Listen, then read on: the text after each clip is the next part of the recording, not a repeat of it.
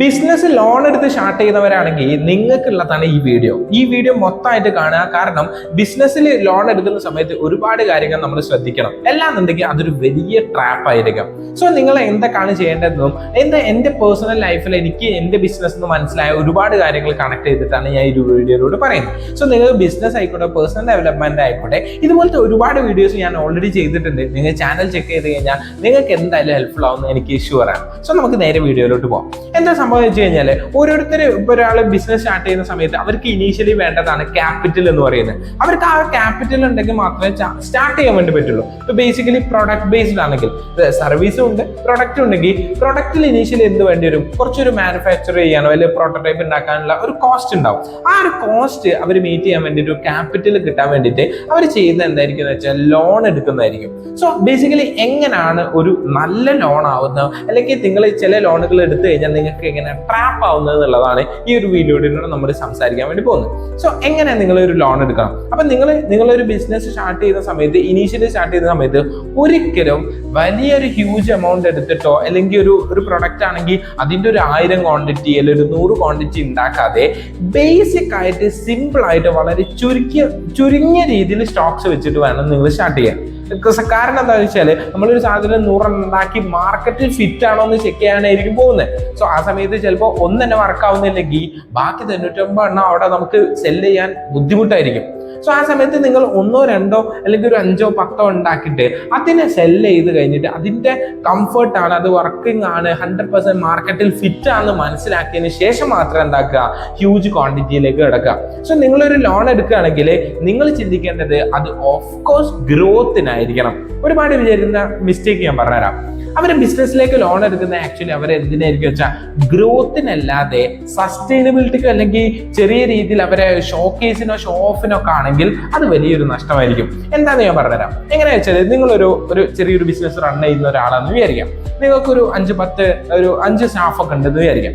ഈ 5 സ്റ്റാഫിൽ നിന്ന് നിങ്ങൾക്ക് ഒരു ആഗ്രഹം വലിയൊരു ഓഫീസ് ബിൽഡ് ചെയ്യണം, നല്ല ഇൻഫ്രാ നല്ല അടിപൊളി ഓഫീസ് ആക്കണം എന്നുള്ള രീതിയിൽ നോക്കുന്ന സമയത്ത് നിങ്ങളെ കറണ്ട് ക്യാഷ് ഫ്ലോ നോക്കുക, നിങ്ങളെ PNL നോക്കുക. അതായത് നിങ്ങളെ ലോസിലാണോ പ്രോഫിറ്റിലാണോ, എത്രത്തോളം പ്രോഫിറ്റിലാണ്, ഇതിനൊക്കെ ബേസ് ചെയ്തിട്ടുള്ള ഇൻഫ്ര വേണം നിങ്ങൾ ബിൽഡ് ചെയ്യാൻ.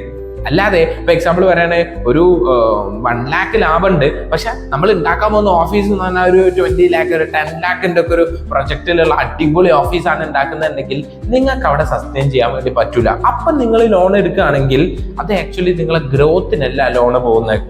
ശരിക്കും എന്തിനാണ് പോകുന്നത്? നിങ്ങൾ ആ ഒരു ഇൻഫ്ര ഷോക്കേസ് ചെയ്യാൻ വേണ്ടി മാത്രമാണ്.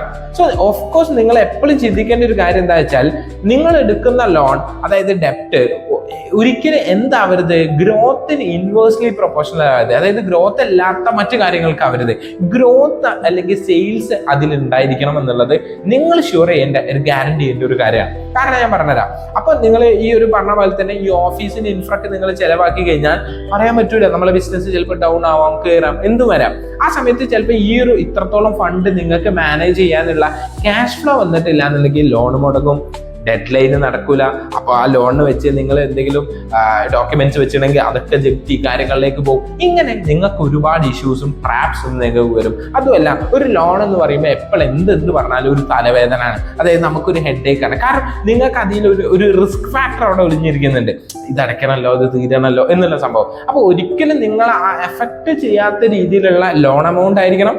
2, ഗ്രോത്തിന് ഇത് അഷ്യൂർ ചെയ്യും എന്നുള്ള ഉറപ്പ് നിങ്ങൾക്ക് വേണം. 3, ഇത് നിങ്ങൾക്ക് ഫാസ്റ്റ് ആയിട്ട് ഇത് ക്ലിയർ അയക്കാൻ പറ്റുന്ന രീതിയിൽ വേണം ഇത് സ്ട്രാറ്റജിക്കലി പ്ലാൻ ചെയ്യാൻ. അതായത് നിങ്ങൾ ഒരു 10 വർഷം 20 വർഷത്തേക്ക് ലോൺ കിട്ടും. പലരും ഇപ്പോൾ എന്താക്കും, നിങ്ങൾ 5 വർഷം വേണോ 6 വർഷം വേണോ? കാരണം ബാങ്കിൽ നിങ്ങൾ പോയി കഴിഞ്ഞാൽ അവർക്ക് ഇയർ കൂടുന്തോറും ഇൻട്രസ്റ്റ് റേറ്റ് എന്താക്കും, ഇൻട്രസ്റ്റ് റേറ്റും ഇൻറ്റു ഇയർ വരുന്ന സമയത്ത് നല്ലൊരു ഹ്യൂജ് എമൗണ്ട് ഇൻട്രസ്റ്റിൽ വരും. അപ്പൊ അവര് കൂടുതൽ ഫോക്കസ് ചെയ്യുക ഇയർ കൂട്ടാനൊക്കെ ആയിരിക്കും. അപ്പൊ അവിടെ നിങ്ങൾ അതിന് നിൽക്കരുത്. കാരണം എന്താ, പലിശ നമുക്ക് കൂടുതൽ വരും. അപ്പൊ നിങ്ങൾ മാക്സിമം ഡ്യൂറേഷൻ കുറച്ച് ഇൻട്രസ്റ്റ് കുറഞ്ഞ രീതിയിലുള്ള ലോൺസ് ഒക്കെ ഫോക്കസ് ചെയ്തിട്ട് നല്ല ലോൺ എടുത്ത് ഗ്രോത്തിന് ഫോക്കസ് ചെയ്തിട്ട് പോവുകയാണെന്നുണ്ടെങ്കിൽ അതൊരു നല്ല ലോണായി മാറും. അല്ലാന്നുണ്ടെങ്കിൽ നിങ്ങൾക്ക് അതൊരു ട്രാപ്പ് ആവും. സോ നിങ്ങൾ ഇത്ര മാത്രമേ ചിന്തിക്കേണ്ടുള്ളൂ. അപ്പൊ ഞാൻ പറഞ്ഞു തരാം. അപ്പം എക്സാമ്പിൾ, നിങ്ങളൊരു പ്രൊഡക്റ്റ് ബേസ്ഡ് ഒരു കമ്പനിയാണെന്ന് വിചാരിക്കാം. നിങ്ങളൊരു പ്രൊഡക്റ്റ് ബിൽഡ് ചെയ്തു, ആ പ്രൊഡക്റ്റ് നല്ല രീതിയിൽ സെല്ലാവുന്നുണ്ട് എന്നുള്ളൊരു ഷുവറിറ്റി നിങ്ങൾക്ക് കിട്ടി. ഇനി നെക്സ്റ്റ് നിങ്ങൾ എന്താ, ഇതൊന്ന് സ്കെയിൽ ചെയ്യണം.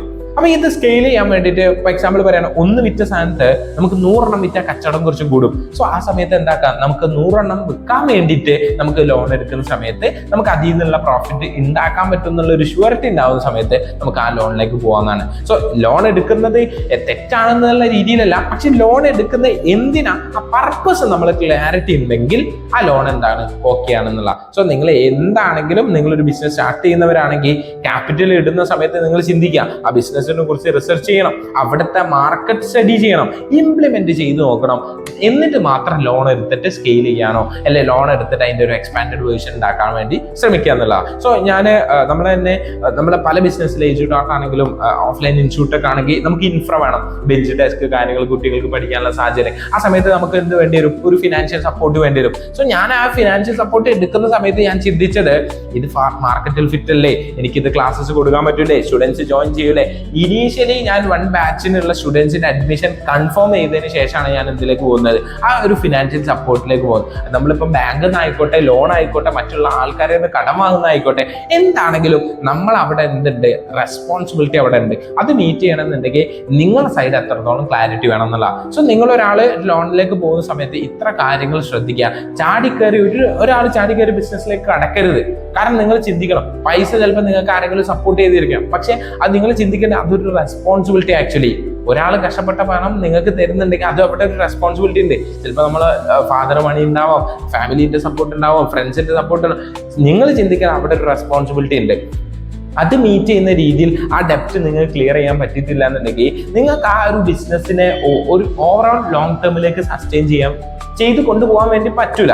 സോ നിങ്ങൾ ഒരു ബിസിനസ്സിലേക്ക് കടക്കുന്ന ആളാണെങ്കിൽ ഈ ഒരു കാര്യം എന്തായാലും ചിന്തിക്കുക. അതുപോലെ തന്നെ ബിസിനസ് റിലേറ്റഡ് ഓൾറെഡി നമ്മൾ ഒരുപാട് വീഡിയോസ് ചെയ്തിട്ടുണ്ട്. ഞാൻ ഓൾറെഡി ഒരു പ്ലേലിസ്റ്റ് തന്നെ ഉണ്ടാക്കിയിട്ടുണ്ട്. നിങ്ങൾക്ക് അത് ചെക്ക് ചെയ്ത് കഴിഞ്ഞാൽ ഫൗണ്ടേഴ്സ് ശ്രദ്ധിക്കേണ്ട കാര്യങ്ങൾ, അതുപോലെ തന്നെ ബിസിനസ്സിലേക്ക് എൻ്റർ ചെയ്യുന്ന സ്റ്റാർട്ടപ്പിന്റെ ഒരു സീരീസ് തന്നെ ഞാൻ ഇട്ടിട്ടുണ്ട്. സോ അത് കാണുമ്പോൾ തന്നെ നിങ്ങൾക്ക് മനസ്സിലാവും എങ്ങനെയൊക്കെയാണ് എന്തൊക്കെയാണ്. അത് കംപ്ലീറ്റ്ലി ഈ ഒരു കാര്യം ഞാൻ പറയുന്നത് എന്താ വെച്ചാൽ, ഞാൻ ചെയ്ത് എനിക്ക് പണി കിട്ടിയ കാര്യങ്ങൾ നിങ്ങൾക്ക് കിട്ടരുത്, അല്ലെങ്കിൽ ഞാൻ ചെയ്ത മിസ്റ്റേക്കുകൾ നിങ്ങൾ ചെയ്തതെന്ന് വിചാരിച്ചിട്ടാണ് ഞാൻ ഈ ഒരു ചാനലിൽ തന്നെ ഒരുപാട് ബിസിനസ് റിലേറ്റഡ് വീഡിയോസ് ഇടുന്നത്. സോ ഈ ഒരു വീഡിയോ നിങ്ങൾക്ക് ഇഷ്ടപ്പെട്ട് കഴിഞ്ഞാൽ ലൈക്ക് ചെയ്യുക, നിങ്ങളെ കോ ഫൗണ്ടേഴ്സിനോ ബിസിനസ് റിലേറ്റഡ് ഫ്രണ്ട്സിന് ഷെയർ ചെയ്യുക. അതുപോലെ തന്നെ ഈ ചാനൽ ഇതുവരെ സബ്സ്ക്രൈബ് ചെയ്തിട്ടില്ല എന്നുണ്ടെങ്കിൽ ഇപ്പം തന്നെ സബ്സ്ക്രൈബ് ചെയ്ത് ബെല്ലൈക്കൺ ക്ലിക്ക് ചെയ്താൽ ഇതുപോലത്തെ ഇൻഫോർമേറ്റീവ് വീഡിയോസ് നിങ്ങൾക്ക് കിട്ടുന്നതായിരിക്കും. So by.